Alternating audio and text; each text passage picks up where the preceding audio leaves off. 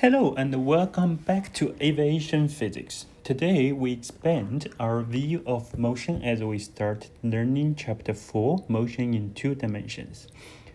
We will be taking the concepts of displacement, velocity, and acceleration that we learned for straight line motion and applying them to the real world, where things can move both horizontally and vertically at the same time. This is where kinematics gets really interesting and directly applicable to flight. Think about this airdrop from a C-130. The packages are moving forward with the plane, but they are also falling towards the ground. This is a perfect example of two-dimensional motion. And by the end of this lecture, you will understand exactly how to analyze it. Go Dolphins!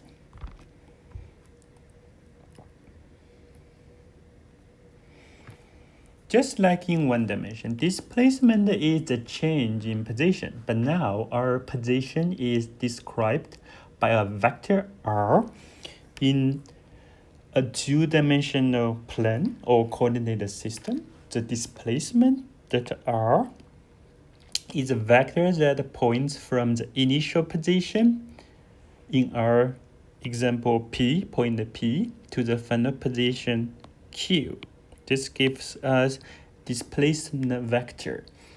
It's a straight line path from start to finish. And just like any other vector, we can break this displacement vector down into its x and y components. The total displacement is the sum of the displacement in the x direction and the displacement in the y direction. If we add them together, we get our total displacement that r in two dimensions. Velocity works the same way. The average velocity is a displacement vector divided by the time interval. Since displacement has components, the velocity vector also has components. The x component of the average velocity is displacement in x over delta t. The y component of velocity is delta y over t.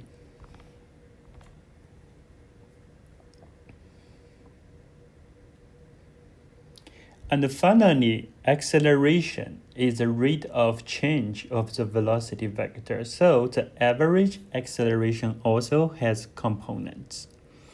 The x component is a change in the x velocity over time, and the y component is a change in the y velocity in the y direction over time. The key takeaway here is that we can treat the x and the y motion independently.